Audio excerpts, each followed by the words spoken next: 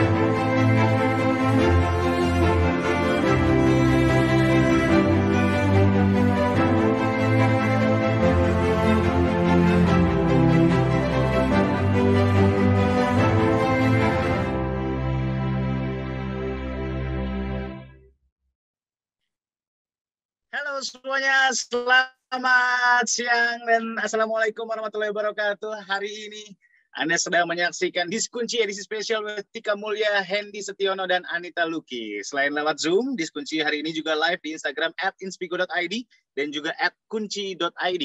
Diskunci adalah singkatan dari diskusi bareng kunci, sebuah seri webinar atas kerjasama Kunci dan Inspigo. Nah, di webinar kali ini kita akan mengundang mentor dan dari aplikasi Kunci untuk ngobrol bareng kita tentunya hari ini, dan pastinya sang mentor sudah expert di bidangnya ya, dan pastinya seru sekali, edukatif, inspiratif, praktis, dan mudah dicerna. Edisi spesial hari ini, Diskunci hari ini, kita akan mengundang Tika Mulya, VP Brand L Corps, ada Mas Hendy Setiono, founder dan CEO Baba Raffi Enterprise, dan juga Anita Luki, co-founder Mineral Botanica, untuk membahas topik kunci sukses pemilik bisnis, jatuh satu kali, bangkit berkali-kali. Halo Mbak Tika, Mbak Anita, Mas Hendy. Sore Mas Surya. Sehat semuanya ya. Halo semua. Sore. Kita ngobrol hari ini, kita akan ngomongin masalah tantangan bisnis selama pandemi, terus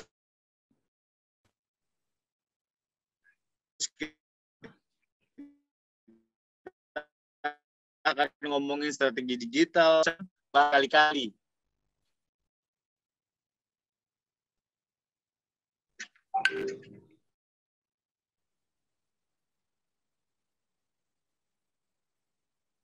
Oke. Jatuh satu kali, bangkit berkali-kali. Kita ngobrol sama mentor kunci aja ya, Tika Mulya, Anita Luki, dan Hendy Setiono. Dan juga hari ini kita gali sebanyak-banyaknya ya dari teman-teman nih, mentor-mentor kunci yang sangat expert di bidangnya. Yang pertama adalah soal pandemi dengan kondisi yang sekarang lagi ya kurang baik di Indonesia. Dan ini juga lagi PPKM selama kurang lebih 2 minggu dan katanya ada perpanjangan. Boleh ceritain nggak sih Tika, Anita, sama Mas Hendy tantangannya berbisnis selama periode ini? Dari Tika dulu mungkin, bebas, poinnya 20. Silakan. Iya. Makasih Mas Surya. Jadi kalau Elzata sendiri gitu ya, kita sebenarnya pandemi ini berat banget, jujur aja berat banget untuk kita sebagai perusahaan. Elzata itu tersebar toko-toko offline-nya di 98 kota di seluruh Indonesia gitu.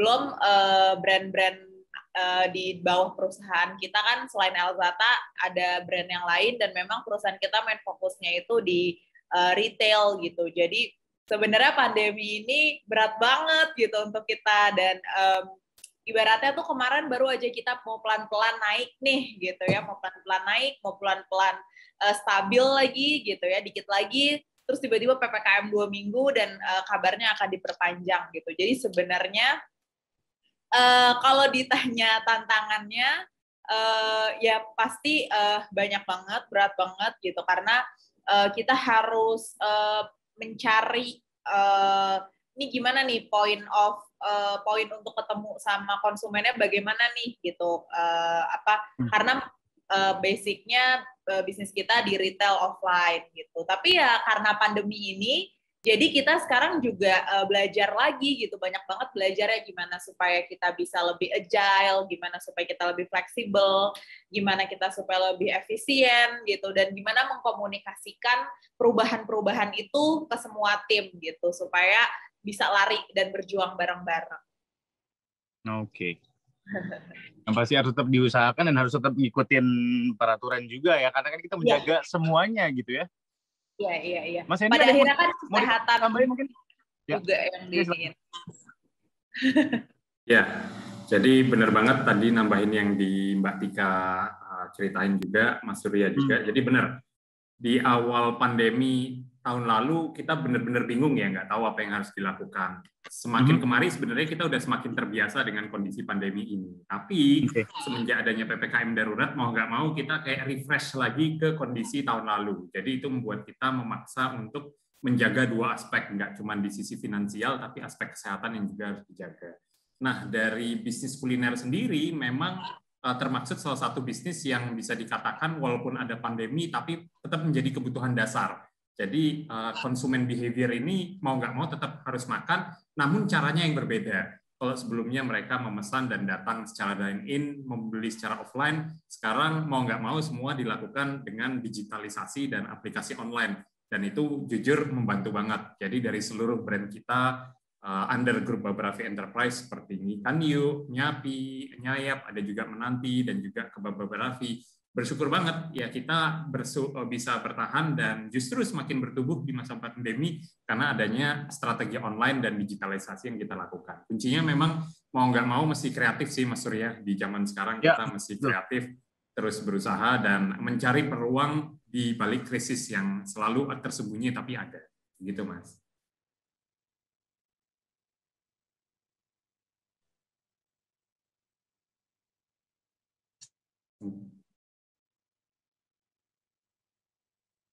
Mungkin kalau Mbak Anita boleh nambahin. Jadi emang ada kesingannya. Ya. Oke. Mbak Anita, silakan. Terima sore semuanya. Kalau aku di saya di Botanika mirip banget sama Mbak Tika karena memang toko-toko saya itu kita punya produk itu memang jualannya kebanyakan itu di toko, terutama toko-toko tradisional gitu. Dan memang di awal pandemi seperti tadi Pak Hendy juga dan Mbak Tika sudah bilang ya, kita benar kaget banget. Apalagi produk saya itu diawali dengan lip cream, lipstick. Ini benar-benar kan kalau orang-orang kita pandemi pakai masker ya nggak kelihatan gitu ya lipstiknya ya kok nggak pakai lagi gitu kan. Benar-benar kita waktu the first few months, aduh mau pingsan rasanya, ini orang masih mana ada yang beli lipstick gitu ya. Nah, tapi benar-benar tadi yang Pak Hendy ngomong itu kita memang harus benar-benar jangan let this pandemic bring us down sih. Harus benar-benar sama tim itu diskusi terus kita mau gimana nih, what can we do gitu loh. Puji Tuhan, alhamdulillah kita berhasil banting setir. Kita memang sudah punya rencana ke arah skincare. Waktu itu masih nyangkup hanya 20%. Tapi ketika kita menggodok skincare itu, kita bersyukur banget. Tiba-tiba sebenarnya aku buka bocoran sedikit. Sebenarnya the brain behind the brand sebenarnya my husband. Tapi karena dia tampangnya itu sedikit gahar gitu. Jadi mungkin kalau dia yang jadi mukanya, mungkin nanti orang nggak beli produk saya gitu. Jadi mau nggak sakit harus menjadi mukanya gitu. Jadi dia itu selalu punya visi-visi. Jadi akhirnya kita berhasil mengeluarkan sanitizer tiba-tiba karena pada saat itu sangat dibutuhkan. Saya nggak pernah mikir Nina Botanika produk kecantikan jualan sanitizer gitu. Tapi karena memang at the time I have to do something to survive. We have so many karyawan yang kita harus kasih makan gitu. Jadi benar-benar ketika kita banting setir, kita berhasil meluncurkan sanitizer yang memang dibutuhkan pada saat itu dan penjualannya lumayan banyak gitu. Jadi kita punya waktu untuk coba mengeluarkan seri skincare yang akhirnya di awal tahun ini kita berhasil shifting ke arah skincare. Puji Tuhan, produk-produk skincare kita diterima dengan baik dengan konsumer. Itu sih kalau tantangan saya di Nina Botanika. Mirip ya kita bertiga semua.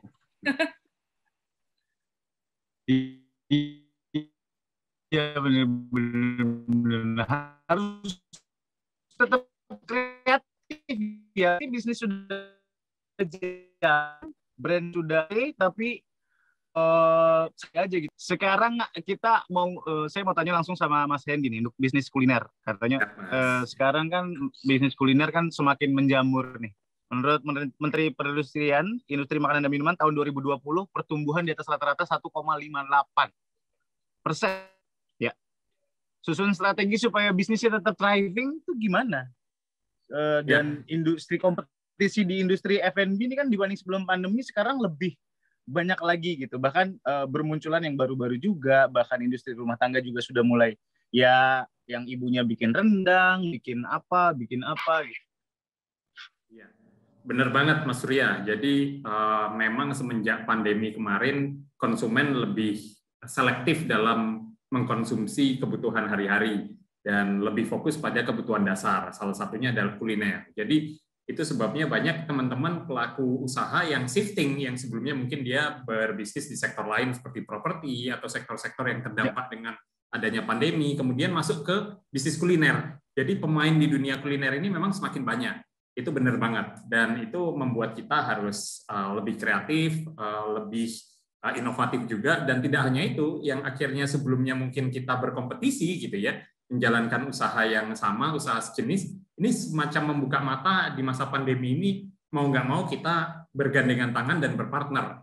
Karena ada quote yang mengatakan begini, if you want to go fast, go alone, but if you want to go far, go together. Akhirnya yang dulunya, sebelumnya kita berkompetisi, memiliki bisnis yang dianggap sejenis, sekarang malah kita banyak terjadi kolaborasi dan bergandengan tangan antar brand yang kemudian kita bikin bisnis barengan gitu kan, dan itu terjadi sampai sekarang. Jadi di masa pandemi seperti sekarang, Mas Surya bersyukur banget ada 3 brand kuliner baru yang justru kita lahirkan.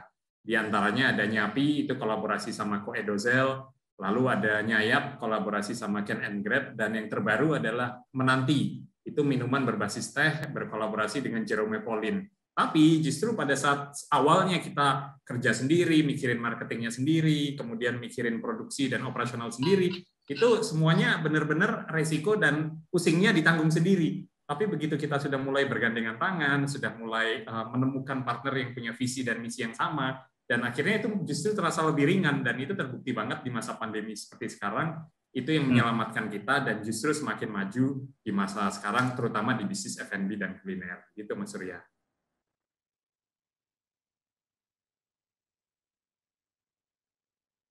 Oke, open up juga yang mau berkolaborasi sama kita gitu Mas Hendy? Boleh banget, siap Mas. Iya. Tadi kan udah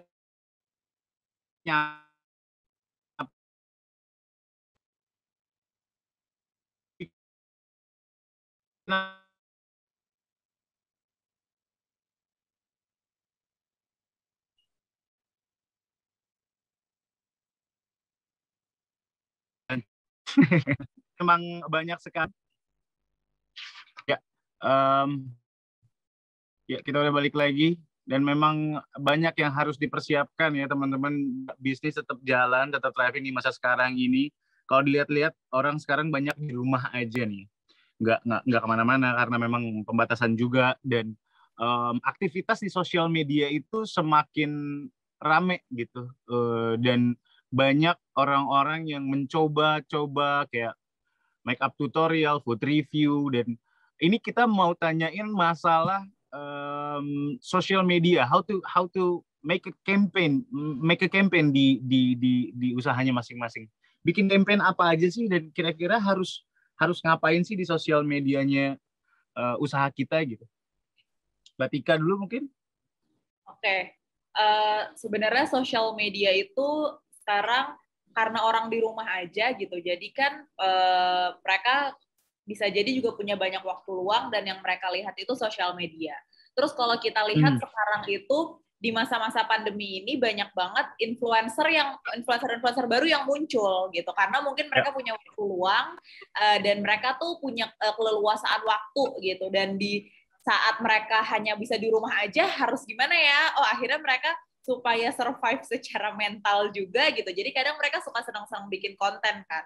Nah, apa yang kita lakukan gitu dengan brand-brand kita itu ya, kita juga menggayat orang-orang itu gitu, karena jadi mikro influencer ini tuh berkembang gitu, dan mereka kan pasti mencari rumah juga gitu, untuk apa sih yang harus mereka suarakan. Nah, kita tuh sebagai brand bisa banget untuk ngelakuin itu gitu, menggayat mereka bikin campaign bareng mereka gitu. Dan di sisi lain tentu campaign yang kita lakukan yang tadinya Elzata itu kan baju muslim gitu, dan fokusnya di hijab. Nah, biasanya kita pakai hijab itu di luar, ya kan? Sekarang kita hanya di rumah aja. Akhirnya ya gimana kita bikin produk yang nyaman untuk di rumah gitu. Jadi homeware tapi nyaman untuk di rumah, tapi bisa juga dipakai keluar dan tetap kelihatannya cantik. Nah, jadi campaign-campaign yang kita lakuin juga harus mengikuti dengan protokol yang sekarang berjalan gitu. Dan sosial media itu menjadi kunci poin untuk kita menyuarakan campaign-campaign kita gitu. Dan balik lagi tadi, menurutku tuh satu hal yang rame banget di sosial media sekarang adalah munculnya mikro influencers yang keren-keren dan kreatif-kreatif. Nah, itu kalau kita punya bisnis atau usaha, itu tuh bagus banget untuk kita coba kerjasama dengan mereka.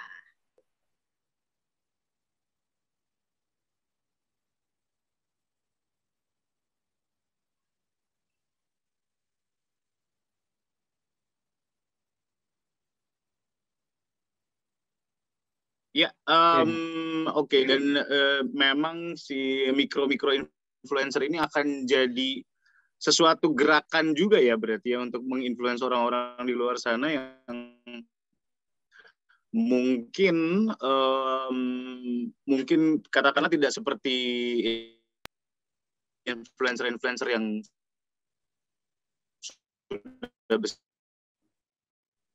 besar, tapi tetap ada gerak. Kalau kita tanya sama Kak Anita, untuk sosial medianya ada. Oke, kalau dari saya, suaranya jelas? Ya, jelas. Oke, kalau dari saya ini, kita memang diawali waktu awal Mila Botanica itu, kita punya tagline yang berjudul Beauty Knows No Boundary. Tapi di awal 2020, sebelum pandemi, kita tiba-tiba mengeluarkan satu tagline yang baru bernama Alive in Every Moment.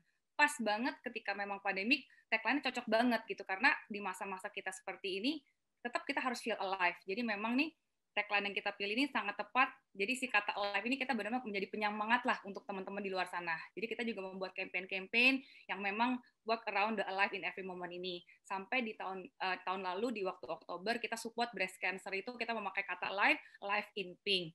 Jadi memang butuh banget memang penyemangat ya. Dan juga kalau menurut saya di Mira Botanica ini kita memakai campaign, tagline itu nggak cuma kita jualan produk, tapi kita juga connect with our customers, with our product user. Dan juga tadi benar banget yang katanya Mbak Tika, benar-benar setelah pandemi itu lahirlah banyak banget talent-talent yang benar-benar kayak kadang-kadang nggak kebayang bisa jadi influencer gitu. Jadi apalagi nggak cuma sosial media Instagram ya, juga sekarang yang lagi heboh kan si TikTok ya. Saya nggak ngerti TikTok aja mau nggak mau harus belajar TikTok ini gimana nih cara supaya gitu ya. Jadi anak-anak kantor saya pun yang udah berumur nggak bisa, kalian harus relevan, harus main TikTok juga gitu. Jadi benar banget kita nih benar-benar owner harus punya kreativitas lah ya dengan membangun campaign, harus align juga sama situasi dan juga harus membawa semangat kepada customer kita sih. Itu dari saya. Oke. Mas Hendy, ada yang mau ditambahin kalau dari Mas Hendy sendiri seperti apa dari campaign di sosial media? Dan sekarang kan memang kegiatan orang banyak ke sana gitu.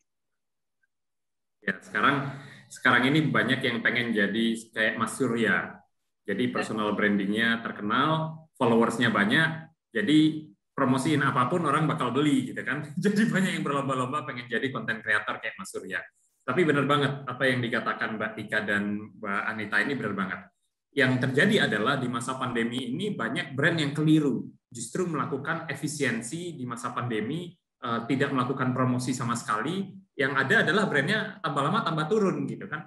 Yang harusnya dilakukan adalah tetap melakukan promosi tapi smart spending sesuai dengan target marketnya. Jadi terlebih dahulu kita harus identifikasi siapa sih target market kita, apakah milenial, Gen Z, anak muda, atau keluarga. Kemudian demografinya seperti apa, mungkin strata ekonomi kelas menengah atas, itu juga masing-masing memiliki strategi yang berbeda. Tapi benar banget, di zaman sekarang adalah masanya di mana pemerintah meminta seluruh warganya untuk stay at home gitu ya, sehingga promosi yang paling efektif adalah promosi yang bisa didapatkan kontennya sambil rebahan.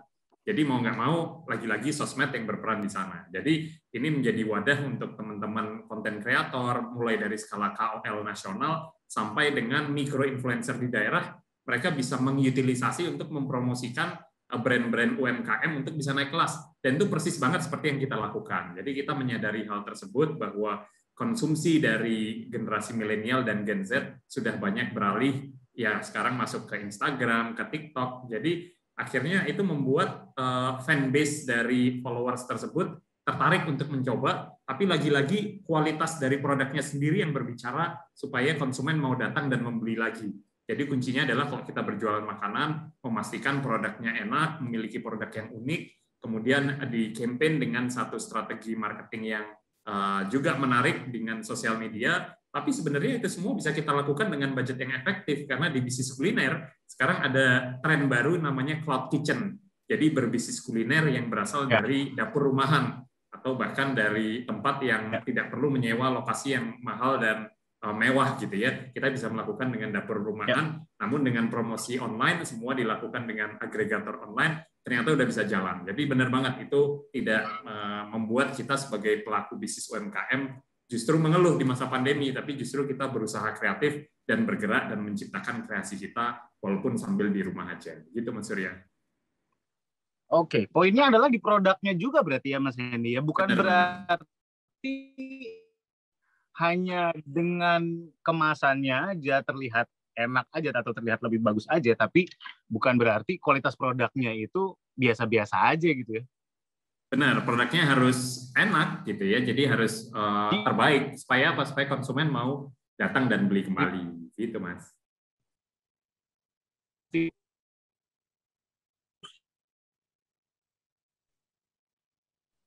Oke, mungkin dari saya Mas Hendy, pertanyaan nih saya dari panelis juga Mas nih. Haji. Ya. Ada beberapa case di mana pada saat pandemi kemarin itu saya punya salah satu teman gitu ya, di mana yang lain itu pada mem-PHK karyawannya, tapi pada saat pandemi kemarin dia dengan kreativitas dia berkolaborasi kayak gitu. Terus dengan membuat satu campaign yang rada nyeleneh pada saat pandemi, produk dia malah jauh lebih terjual lebih kenceng, hampir 10 kali lipat, Mas. Nah, kalau dari teman-teman gitu, sebutlah salah satu coffee shop yang ada di Jakarta gitu, dia mengeluarkan satu produk yang dia punya tagline produknya itu yang sedikit quote unquote punya makna yang ganda gitu.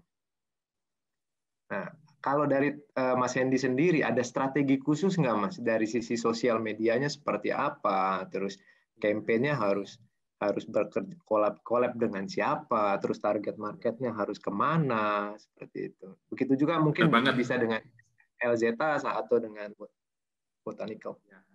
Benar banget Mas Haji. Jadi nambahin dikit, sekarang itu konten yang menarik adalah konten yang ada storytelling-nya. Jadi ada proses di mana storytelling tersebut berperan dalam mempromosikan sebuah brand. Karena apa? Konsumen sudah capek mungkin ya dijualin terus gitu kan. Jadi kalau feeds di tahun 2019 sosial media itu dipenuhi dengan konten-konten yang bagus, rapi gitu kan, yang desainnya menarik.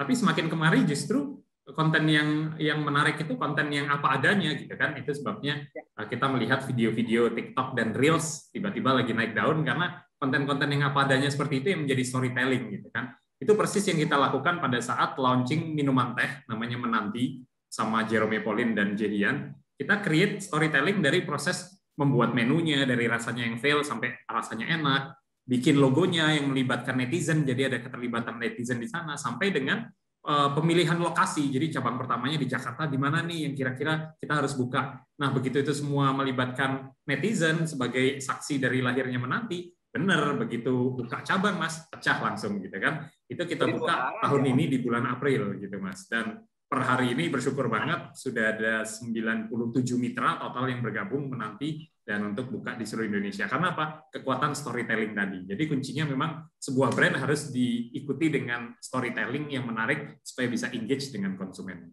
Itu Mas Haji. Keren. Tapi yang saya pikir kalau makanan mungkin use case-nya udah kejadian lah di Mas Hendy, di teman saya juga pada saat itu gitu. Nah, saya yang bingung nih bagaimana hijab nih. Bisnis hijab, orang pada pandemi pada diem di rumah, terus dia harus terus pakai hijab di rumah gitu. Nyoba-nyoba ganti gitu. Bagaimana cara bikin main TikTok, makanya Mang main TikTok. Kan ada orang yang dari pakai biasa aja terus tiba-tiba bajunya langsung hijabnya bagus. Iya, benar Mang sudah. Fashion ya. Fashion apalagi kan bukan ya fashion sama beauty kayak Mbak Anita itu juga kan bukan apa namanya kebutuhan primer gitu kan. Nah ya kita pada akhirnya mengidentifikasi lagi gitu. Sebenarnya konsumen itu kan tidak hilang. Konsumen kita itu tetap ada gitu. Cuman mereka itu berubah shifting behavior-nya. Behavior konsumen LZeta berubah, yang tadinya mereka pakai hijab itu untuk keluar, misalnya buat arisan, pengajian, ke kantor gitu. Nah sekarang mereka kebutuhannya berubah karena behaviornya berubah, harus di rumah aja. Tapi setiap perempuan itu punya keresahan, mereka itu tetap harus tampil cantik. gitu. Walaupun di rumah aja, pasti perempuan pengen tetap tampil cantik. Dan suaminya juga pasti senang kalau istrinya juga di rumah tetap cantik gitu. Dan di perempuan itu tampil cantik tuh sebenarnya untuk diri dia sendiri gitu. Tampil yang dengan pakaian yang baik gitu ya, dengan berdandan juga, itu tuh sebenarnya buat kepuasan dirinya sendiri. Nah, jadi kita harus bisa membaca gitu. Elzata saat itu membaca bahwa konsumen kita masih ada, tapi kebutuhan mereka yang berubah gitu. Nah, kita harus bisa mengisi kebutuhan konsumen Elzata itu. Makanya kita bikin baju-baju yang untuk di rumah aja, tapi tetap cantik gitu. Supaya mereka jadi nggak di rumah aja, tapi cuma daster gitu aja tuh enggak gitu. Jadi daster-daster yang Elzata keluarkan itu bahannya tuh nyaman, harganya terjangkau, dan tetap bikin perempuan tuh cantik, bukan hanya nyaman aja. Tuh, jadi kalau istrinya udah dandan cantik-cantik di rumah, kita ya menikmati dengan suka hati aja gitu ya. Betul. Betul, dipuji gitu. Nah, ini ada hubungannya juga sama Mbak Anita. Istri-istri yang dandan di rumah gitu. Berarti market yang pas gitu. Iya, kayaknya Mbak Tika nanti abis ini kita harus kolaborasi karena dari tadi ngomong dandan itu kan perlu kosmetik ya. Nah, benar. Di rumah tuh butuh dandan juga. Iya dong. Juga Zoom meeting. Jadi jangan. Saya kalau di rumah itu kalau Zoom meeting sama staff semuanya harus pakai kamera. Nggak boleh nggak pakai kamera karena harus tetap cantik, tetap harus kinclong gitu ya. Mungkin saya tambahnya sedikit dari sisi beauty ya. Jadi tadi sudah saya kan sharing juga bahwa kita kan diawali dengan produk-produk kosmetik which is lipstick. Tapi kan ketika saya nih melihat pandemik ternyata penjualan online saya malah meningkat. Yang tadi Mbak Tika mungkin juga udah sempat sharing bahwa mirip situasi saya tuh, saya lebih di toko-toko GT, tapi saya melihat peluang di mana online saya ini meningkat gitu loh penjualannya, sehingga saya dan juga nggak cuma di online meningkat, tapi skincare saya itu sangat meningkat gitu. Jadi akhirnya saya mengeluarkan skincare. Jadi ini muka saya kinclong, ini nggak ada filter, nggak ada editan apa-apa ya, benar-benar khusus. Saya memang mencoba 6 bulan sebelum launching saya pakai produk saya sendiri, inilah hasilnya gitu ya. Jadi memang bener banget. Kita nih di masa pandemi ini benar-benar harus memikirkan cara gimana tetap tampil keren, maksudnya walau di rumah aja mau pakai homeware yang comfortable gitu ya. Dan muka pun tetap harus cantik karena kan kita di rumah juga lu lagi, suami lagi, mertua atau enggak anak lu lagi lah kalau kita benar. Nggak semangat gitu ya. Jadi bener-bener kita juga mendapatkan satu peluang ini di mana skincare kita memang orang-orang ini punya waktu untuk skincare di rumahan. Jadi akhirnya kita juga memakai konten-konten yang menyemangatkan orang-orang, yuk walau di rumah tetap kinclong, tetap cantik, tetap itu gitu. Jadi puji Tuhan, alhamdulillah produk kita juga lumayan banyak konten-konten yang menarik juga di TikTok, di Instagram. Orang-orang mulai kita ngadain challenge untuk mereka di rumah yang transisi baju, nanti tiba-tiba mukanya kucil, tiba-tiba boom aja ada makeup gitu loh. Jadi luar biasa menurut saya transisi ketika kita bisa melihat peluang, itulah yang sangat penting dimiliki oleh semua business owner sih, karena kita harus bisa melihat peluang di masa-masa krisis. Ya, betul sekali. Adalah hak seorang perempuan kalau pengen cantik setiap saat, termasuk di rumah ya. Jadi buat suami-suami di luar sana, jangan heran ketika istri Anda pagi-pagi udah dandan gitu ya. Gak apa-apa. Meskipun mau nyiram tanaman, touch up dulu ya nggak apa-apa. Nikmatin aja lah. Betul. Ngomongin masalah strategi kolaborasi nih. Sebenarnya tantangan utama dalam strategi kolaborasi ini apa sih? Kolaborasi antar brand atau sama katakanlah sama public figure atau sama influencer yang mikro maupun yang besar gitu. Kok tantangannya apa sih sebenarnya main problem di kolaborasi nih? Mas Hendy bisa jawab mungkin? Ya. Jadi mungkin ada 3 poin yang aku bisa tambahin kalau kita mau melakukan partnership atau kolaborasi. Yang pertama adalah kita harus mencari partner yang memiliki visi dan misi yang sama. Itu penting banget. Jadi jangan sampai yang satu pengennya 100 cabang, tapi yang satu cukup merasa puas dengan membuka 1 cabang aja. Jadi memiliki mimpi yang sama atau visi misi yang sama itu sangat penting. Itu yang pertama.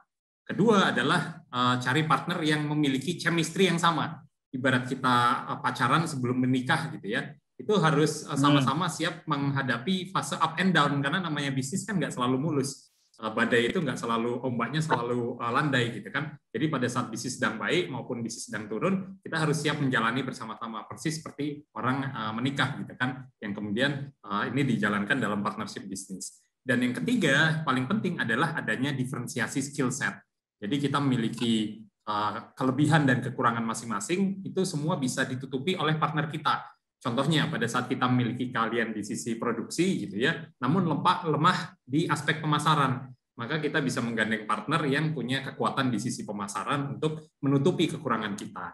Atau misalnya kita punya kekuatan di sisi operasional namun kekurangan modal, maka kita bisa menggandeng partner yang memiliki modal sebagai investor untuk kemudian kita berkolaborasi bareng untuk berbisnis. Nah, zaman sekarang itu sudah lintas batas, jadi sudah bukan lagi zamannya kita kolaborasi hanya dengan teman-teman dekat atau keluarga atau circle kita saja, tapi justru kolaborasi itu bahkan sudah bisa dilakukan dengan lintas brand dan dengan kompetitor sekalipun gitu kan. Dan itu persis seperti yang saya lakukan. Jadi pada saat saya meng-create satu bisnis yang sebelumnya saya berkompetisi, di bisnis yang lain justru kita bergabung untuk memajukan satu usaha yang kita bangun bersama. Dan itu menjadi kekuatan yang luar biasa di saat kita menjalankan sendiri, pusingnya dipikirin sendiri, tapi saat kita memiliki partner, ya ada teman curhat dan diskusi yang bisa kita sharing bareng. Itu, Mas.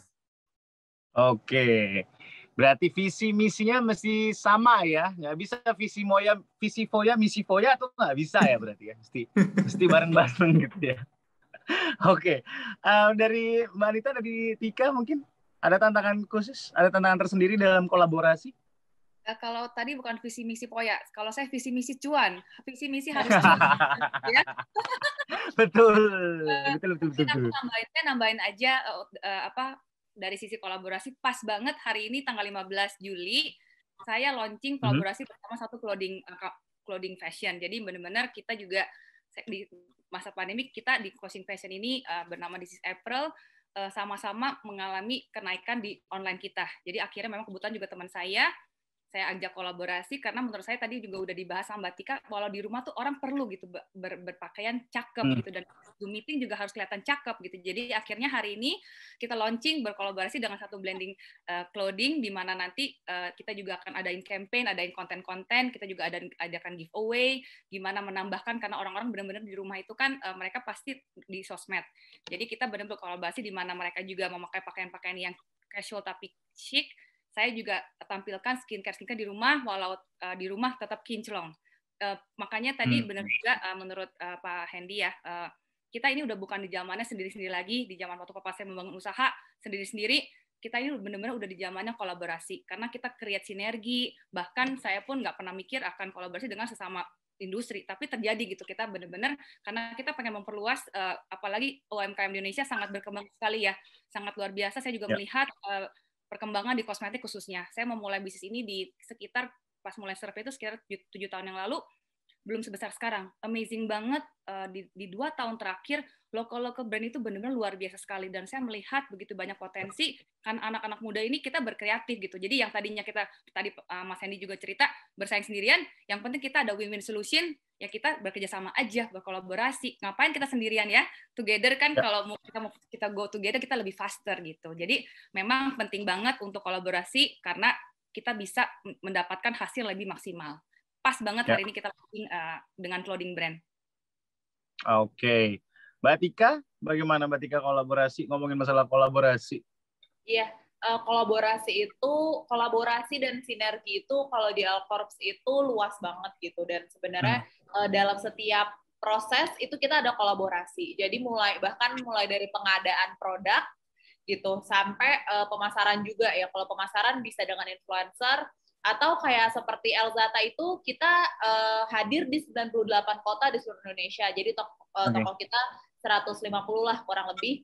Itu bukan kita aja yang punya tokonya gitu. Jadi kita berkolaborasi gitu. Jadi kita bermitra gitu dengan orang-orang itu gitu. Dan seperti memproduksi baju-baju kita, itu juga bukan Elzata yang punya pabriknya gitu, atau bukan Elzata yang punya apa yang masuk bahannya, itu kita semua berkolaborasi, ada yang dari vendor kecil sampai sekarang Elzata bahkan kita masih membina 30 vendor UMKM gitu. Jadi dengan quantity yang sebenarnya udah banyak sekali gitu, nggak semuanya kita itu ke manufacturer besar gitu atau ke garment besar. Kita tetap ada UMKM kecil yang dari awal banget Elzata berdiri itu bareng sama kita. Nah sampai sekarang itu masih kita jaga gitu. Nah dan ya seperti tadi gitu. Jadi kolaborasi itu apa ya, intinya tuh saling menguatkan gitu. Gimana kita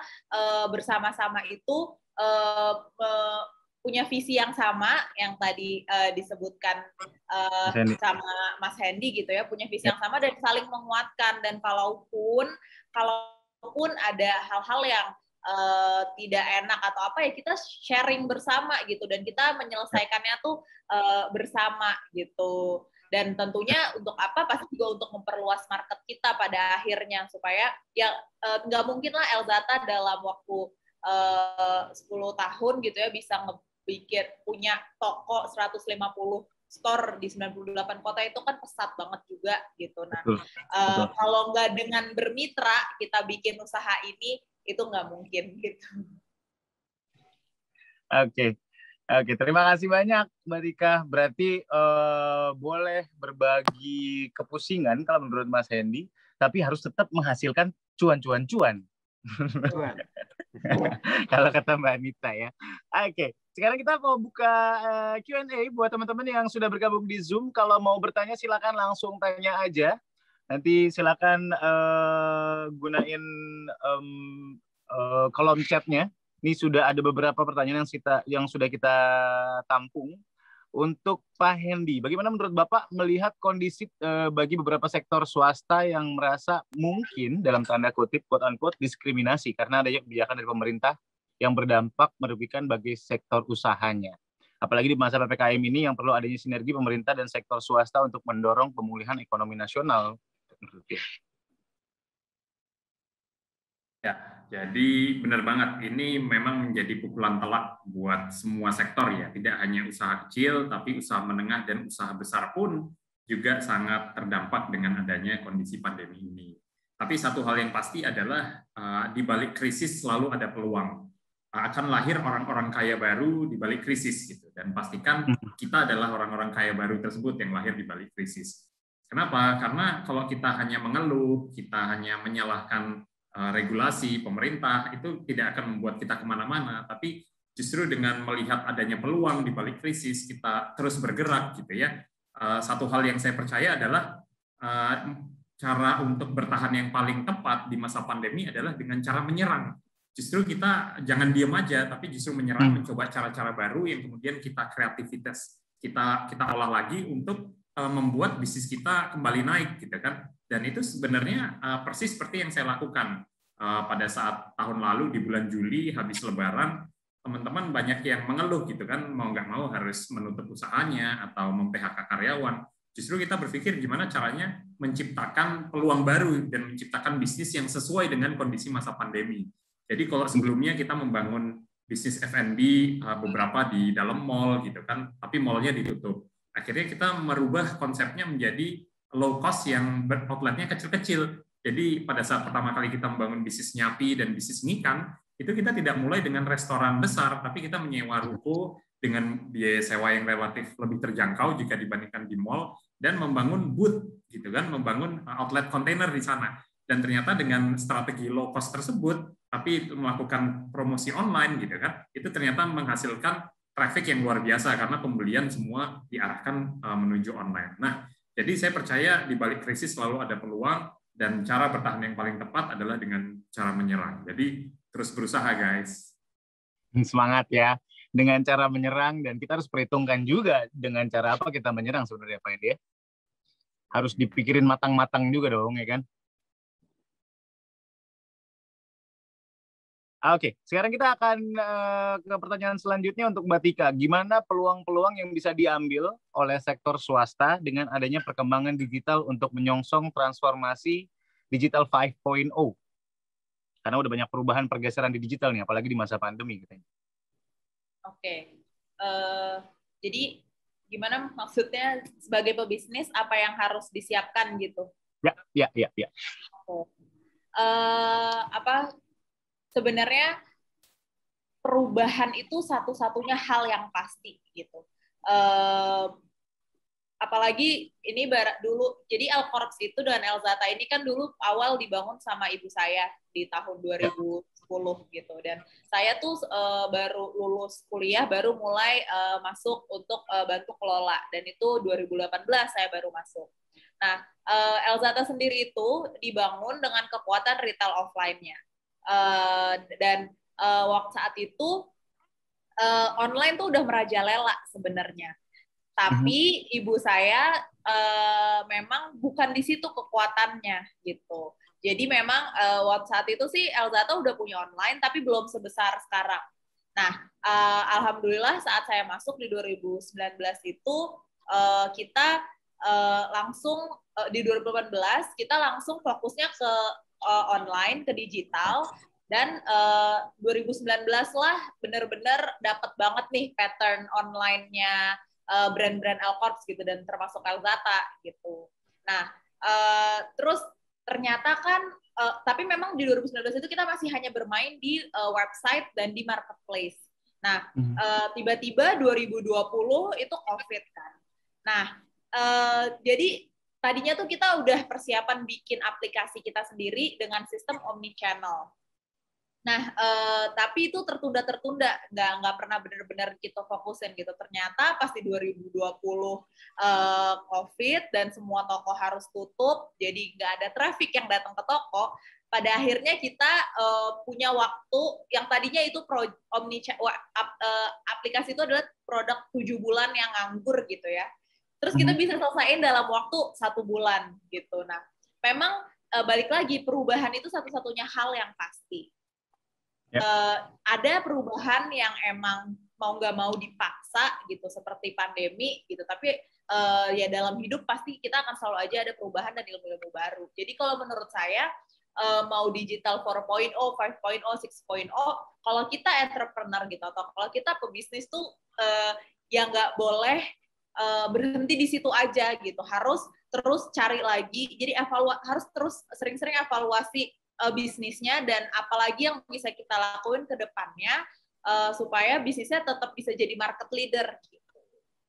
Oke. Supaya tetap jadi bisa market leader harus tetap mikirin apa selanjutnya ke depan gitu ya. Betul. Jadi evaluasi dan belajar lagi gitu.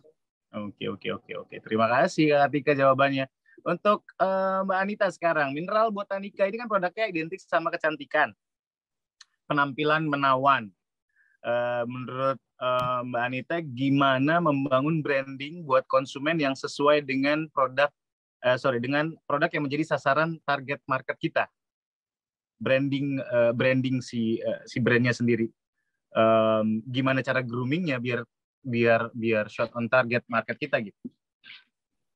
Mungkin saya segera ya. Jadi tadi juga sudah sempat dibahas kan, satu brand itu harus mempunyai satu cerita gitu. Jadi yang tadinya saya jujur aja sebelum pandemik, saya 5 tahun membangun brand, saya selalu di belakang layar, saya nggak mau tampil, bahkan ini juga masih saya tuh public speaking baru 1 tahun ini, tapi karena saya tahu satu brand itu kalau punya satu story akan lebih powerful gitu. Jadi makanya penting sekali kita ketika di Mineral Botanica ini punya satu brand identity yang memang kita pengen mengembangkan produk-produk yang berinovatif dan juga memakai bahan baku yang alami. Saya mengeluarkan sebuah cerita dari sosok ownernya yang tadinya saya nggak pernah tampil, saya akhirnya memberikan diri untuk menceritakan perjalanan saya. Saya dulu sedikit cerita aja, saya lama tinggal di Amerika dan saya pulang ke sini harus meneruskan usaha orang tua saya yang sudah puluhan tahun, yang tadi mungkin juga sama perjalanan dengan Mbak Tika ya, karena ini saya meneruskan pabrik orang tua saya yang benar-benar konvensional sekali. Online, apa itu online? Jualan di WhatsApp? Siapa yang mau beli katanya? Jadi challenging ya. I feel you. Iya betul. Kayaknya kita harus kolaborasi nih. Jadi benar-benar banget satu brand itu kalau memang mau mempunyai brand yang bagus, memang harus punya cerita dan mempunyai brand identity yang sangat kencang gitu. Jadi kalau memang saya jualan barang ini benar-benar kayak mineral botanica itu natural, ya jangan nanti saya keluarin barang mungkin ada gambarnya Hello Kitty gitu. Jadi memang harus kenceng banget, dan memang di masa pandemik ini membuat saya mempertegas lagi brand saya sebagai mineral botanica. Akhirnya saya juga berhasil mengeluarkan skincare yang tadinya saya juga tahan-tahan ini. Pandemik ini membuat saya menjadi express highway, akhirnya saya harus shifting ke skincare karena saya melihat peluang begitu besar di rumah, dan karena produk-produk saya pun dengan harganya terjangkau. Jadi orang-orang tuh kita edukasikan, is okay di rumah kita take care of our skin, nggak salah dong kalau kita mukanya kinclong gitu ya, dan juga kan sangat terjangkau sekali. Jadi mungkin dari sisi branding itu penting sekali kita mempunyai satu brand identity, juga jangan menjadi suatu orang copycat ya. Mungkin kalau ngeliat orang jualan apa laku, ya jangan copycat plek-plekan, karena if you monkey see monkey do, akhirnya brand identity-nya nggak unik gitu. Jadi kita benar-benar harus meng-create satu brand yang sangat unik dengan identity apa. Kalau memang saya di arah skincare sekarang, ya saya harus benar-benar mempaketkan produk saya ini seperti itu gitu. Mungkin dari saya seperti itu. Ya. Nggak plek-plekan ngikutin yang sudah ada gitu ya, berarti ya Mbak Anita ya? Iya. Harus ada bedanya, harus ada originalitasnya dari si brand tersebut. Nah, ini yang menarik. Ada pertanyaan dari Kukuh M. Nugroho. Selamat sore semuanya. Gimana cara menarik investor di masa pandemi ini? Terus yang kedua, lebih baik bisnis franchise atau menaikkan brand sendiri di masa pandemi sekarang? Nah, ngomongin investor seru nih. Siapa dulu nih? Mas Andi dulu mungkin? Ya, ini aku kok ngelihat Mas Surya ini ingat Bupati Goa ini. Nggak tahu kemarannya kayaknya sama Bupati Goa. Sama Bang Adnan. Ya, jadi ngomong-ngomong tentang investor, bisnis yang baik adalah bukan yang mencari-cari investor, tapi bisnis yang baik adalah yang justru didatangi investor. Pengalaman kami saat kita mengembangkan ya dari seluruh grup Babarafi, mulai dari Nikan, Nyapi, sampai yang terbaru Menanti, itu kita tidak pernah mencari-cari investor, justru mitra franchisee lah yang datang karena melihat keunikan dan nilai tambah dari bisnis yang kita jalankan. Sesuatu yang viral di ibu kota gitu ya, yang kita create dengan satu strategi yang unik dengan produk yang menarik gitu kan, itu rupanya awareness tersebut tidak hanya bisa dirasakan oleh teman-teman yang ada di ibu kota sendiri, tapi teman-teman di daerah, di Sumatera, di Kalimantan, di Sulawesi, di kota-kota lain, mereka juga memiliki interest yang sama untuk kemudian tertarik untuk membuka usaha sejenis. Nah, ini kemudian mendatangkan calon mitra atau calon investor untuk kemudian bisa membuka bisnis. Nah, mengenai pilihan franchise atau membuka usaha sendiri, itu tergantung dengan karakter masing-masing. Seberapa besar faktor resiko yang bisa kita ambil. Kalau kita orangnya kreatif, kita orangnya berani maju, kemudian berani mengambil resiko, siap gagal, nggak bisa diatur gitu ya. Lebih baik memulai usaha sendiri gitu ya. Kita bisa mengeksplorasikan segala ide-ide gila kita. Tapi kalau kita tipikalnya suka mengikuti SOP, suka mengikuti aturan yang sudah ada, kemudian nggak mau pusing lagi untuk marketing, branding, udahlah yang penting mengikuti aja SOP-nya, terus tinggal jualan dan bisa menghasilkan gitu kan dengan resiko yang lebih kecil. Mungkin lebih baik mengambil bisnis franchise. Jadi dua pilihan tersebut tergantung sama karakter kita. Kalau kita tipikalnya tidak terlalu berani mengambil risiko, mungkin franchise bisa menjadi pilihan. Tapi kalau kita tipenya adalah orang yang banyak ide gila gitu kan, nggak bisa diatur, mungkin lebih baik memulai usaha sendiri. Begitu Mas Surya. Oh gitu. Berarti balik lagi ke kitanya sendiri ya Mas Hendy ya. Iya. Nah, ngomongin investor nih, Mbak Tika nih udah siap kayaknya jawabannya. Gimana sih cara dapetin investor? Tadi menurut Mas Hendy kan bukan kita yang mencari investor, tapi harusnya investor yang datang melirik brand kita. So kita harus bagusin dulu brand kita, naikin valuasinya, akan datang investor. Menurut Mbak Tika gimana? Menurut saya sebenarnya cari investor itu sama kayak cari partner kolaborasi gitu. Karena kalau investor itu pada akhirnya kan dia yang akan mendanai perusahaan kita, dan balik lagi bisa aja dia ngebeli semua perusahaan kita dan kita nanti hanya ngerjain operasionalnya gitu kan bisa aja seperti itu. Tapi bisa juga 50-50 atau 60-40. Nah itu kan investor itu tergantung kebutuhan finance kita juga seperti apa gitu. Nah tapi menurut saya yang paling penting balik lagi kita harus punya satu value yang sama gitu. Kita harus punya satu value yang sama dan trust gitu, saling percaya gitu. Karena jangan sampai kita punya visi untuk perusahaan kita, terus dengan ada investor baru masuk, dia jadinya merubah alur bisnis kita gitu. Itu juga itu bisa terjadi dan itu kerap terjadi juga kalau kita tidak kuat gitu ya. Nah, tapi tadi benar gitu. Bagaimana cara menginvite investor sendiri itu sebenarnya balik lagi terhadap bagaimana ide kita terhadap bisnis kita gitu, ide kreatif kita terhadap bisnis kita, dan apakah bisnis kita ini ada future-nya gitu. Jadi ini bisnis mah nggak ada kalau bisnis kita nggak ada diferensiasinya dengan brand atau bisnis yang ada di dalam industrinya gitu, itu pasti susah untuk mendapatkan investor gitu. Jadi ya sekarang hijab banyak sekali gitu, tapi apa diferensiasinya Elzata dengan hijab-hijab yang lain jadi investor mau menginvest duit di sana gitu. Terus diferensiasinya misal di creativity-nya, atau diferensiasinya di supply chain dia sudah kuat gitu.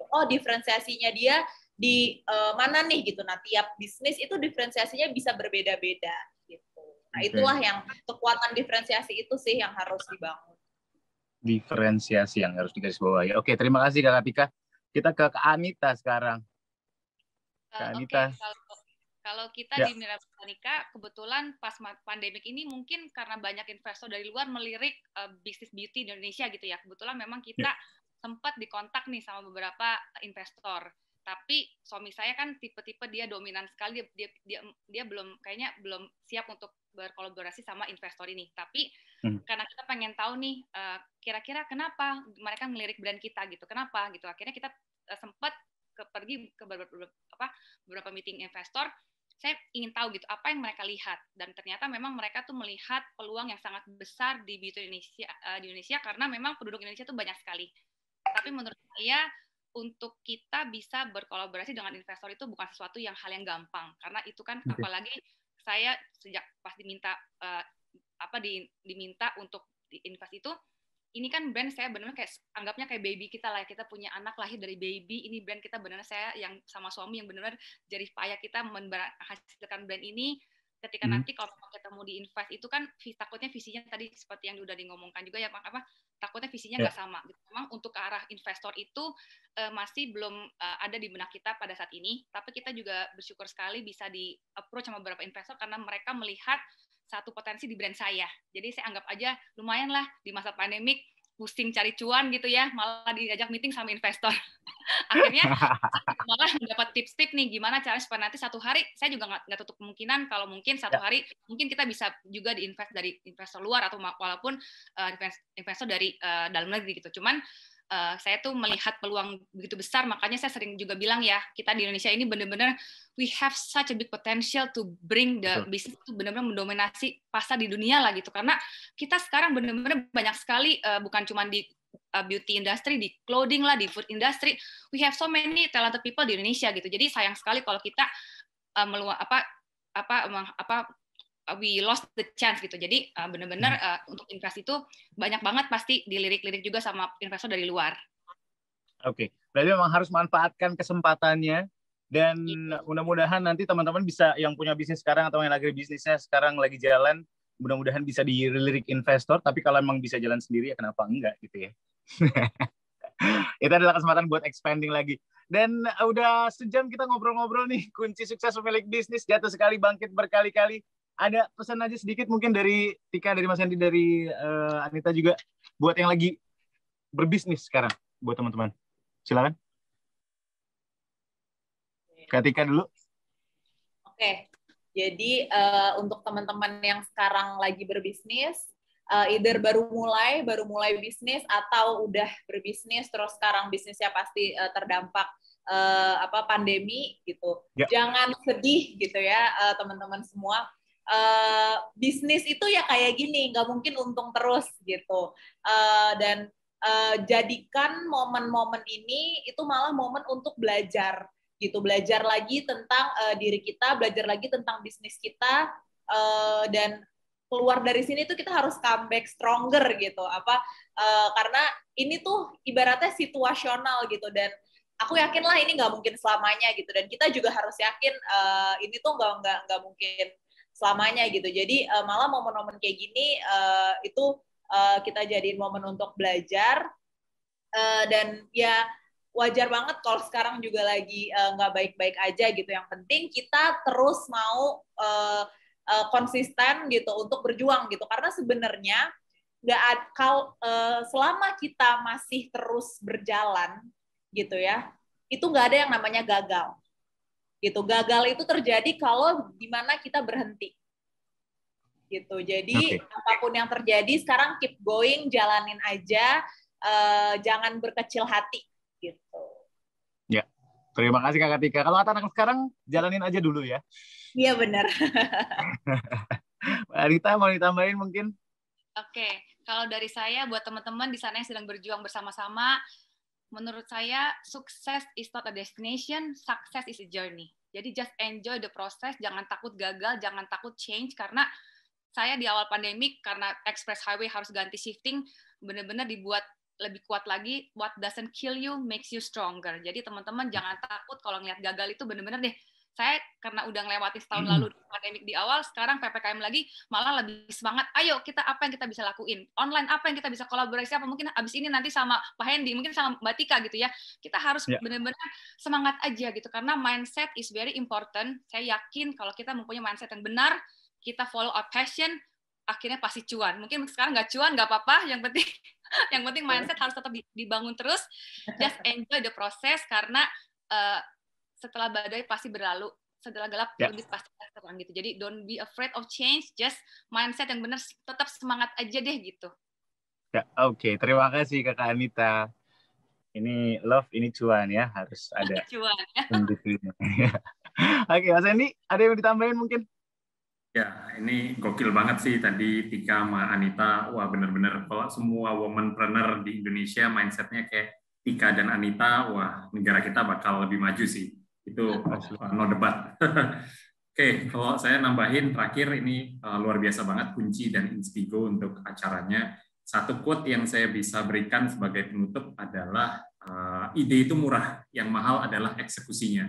Jadi pastikan teman-teman pada saat sekarang memiliki kesempatan untuk bisa produktif sambil rebahan.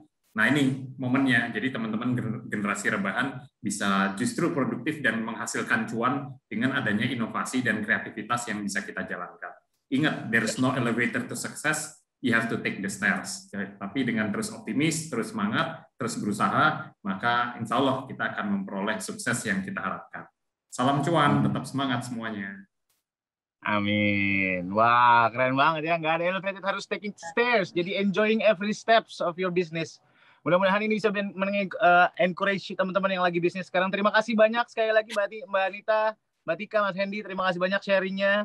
Semoga bermanfaat ilmu yang kita dapat hari ini. Banyak banget ilmunya. Terima kasih juga teman-teman yang sudah hadir. Buat yang mau nonton ulang atau baru join di tengah-tengah, materi ini nantinya akan bisa diakses kembali dalam bentuk video di aplikasi Kunci. Caranya download di App Store ataupun di Play Store dalam bentuk audio podcast di aplikasi Inspigo. Ya, teman-teman bisa juga download di App Store dan juga di Play Store. Jangan pergi dulu. Mau info dikit tentang giveaway yang akan diadain di Instagram Kunci. Hadiahnya total senilai Rp1,5 juta dalam bentuk saldo link aja untuk 10 orang yang beruntung. Buat yang mau tahu caranya gimana, langsung aja lihat Instagramnya kunci.id. Oke, lihat Instagramnya Kunci. Di sana juga nanti akan ada gimana cara dapetinnya giveaway-nya. Terima kasih banyak hari ini. Sekali lagi terima kasih banyak yang sudah hadir. Terima kasih banyak oleh narasumber kita. Terima kasih banyak Kunci. Terima kasih banyak juga Telkomsel. Terima kasih banyak sekali lagi. Mudah-mudahan sehat semua. Jangan lupa tetap terapkan protokol kesehatan. Sehat terus. See you all and au revoir. Sampai ketemu lagi.